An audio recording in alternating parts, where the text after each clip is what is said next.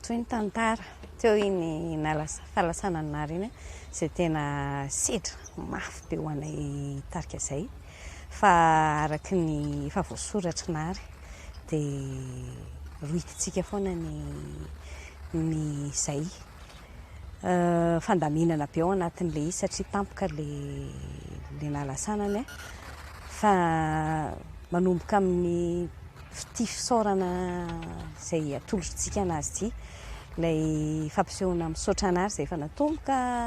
tao am-paleta amin'ny 3 juillet dia hoentintsika eto Antsirabe indray aloha izany ny fisaorana ny Nary iarahana amin'ny mpankafy izay tsy manadino anay tsy ho adinonay eto Antsirabe. Efa tafiditra tanatin'ny programanay ihany Antsirabe rehefa vita palais tao amin'ny sehatry ny fankalazana ny 25e anniversaire dia sady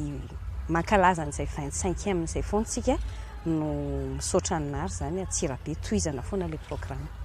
Ny ampiavaka an'ity fampisehoana ity dia ilay tao amin'ny palais izay fisaorana ny Nary voalohany taorian'ny nalasanany iny misaotra Nary mihitsy moa le lohatenin'ny fampisehoana le tao amin'ny palais mihitsy no hoentintsika eto Antsirabe. Nisy zao ny guest na ny namana izay nanotrona tao dia mbola hoentintsika aty koa ireo guest ireo izay afaka natao mihitsy izany izay hoe zay maximum afaka ho avy eo Ken, ho avy eo Nettex, ho avy eo i Mirado.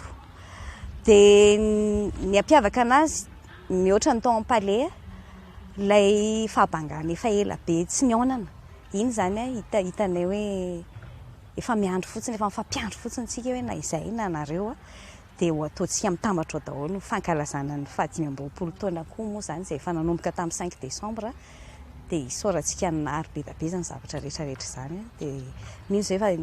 misy émotion be kokoa izany ity fampisehoana ity mihoatra amin'ny fampisehoana taloha rehetra. Amin'ny zoma faharoan'ny volana septambre 2 septambre amin'ny 7 sasany eo amin'ny le Rêve le eo velany aty avelany satria safidina mihitsy le ivelany mba isiny izay le ampivoaka tsara n'izay le émotion izay na resaka ny sehatra io na n'izay seho rehetra sy ny fiarahana le contact aminay sy ny mpijery mihitsy. Ny zava-baovao ny tena hoe zava-baovao mihoatra ny hatramin'izay aloha tsy mbola isy tena hoe zavatra vaovao hoe hira vaovao fa ilay hira hatramin'izay amin'ny endriny izay tsy eo Nary tsy maintsy efa mijery an'izay moa izay dia zay aloha ny rahantsika ao izay efa eo am-pandamina efa milamina tsara tsy